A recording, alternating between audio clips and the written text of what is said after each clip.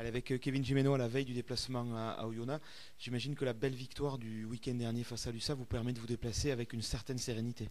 Oui, bien sûr, mais bon, après, il faut rester dans la continuité d'envoyer du jeu, de respecter le plan de jeu pour essayer de faire quelque chose dans l'axe. Alors encore une fois, on va parler du collectif parce que cette belle victoire face à l'USAP, elle a été acquise toujours à 23, même j'allais dire à une trentaine, c'est-à-dire tout le groupe et le travail du groupe a été validé une fois de plus. Ouais, après, bon, on voit qu'on travaille mieux, on est bien, et quand on voit qu'on respecte le plan de jeu, ça porte ses fruits, quoi.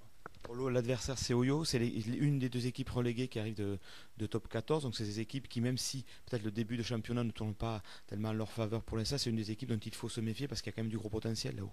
Ah oui, surtout chez eux, hein, on le sait, il va y avoir un gros combat, donc à nous maintenant de nous préparer et de faire le maximum.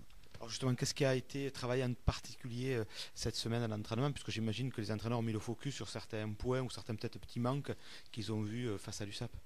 Bah, surtout le plan de jeu déjà, et continuer à respecter comme il faut, et après le combat. Alors justement, le combat, on sait que c'est une vertu fondamentale dans le rugby en général et en Pro D2 en particulier. Et justement, il ne faut pas tomber dans l'indiscipline. Donc comment justement on trouve cette ligne à respecter entre combat et le respect de la discipline?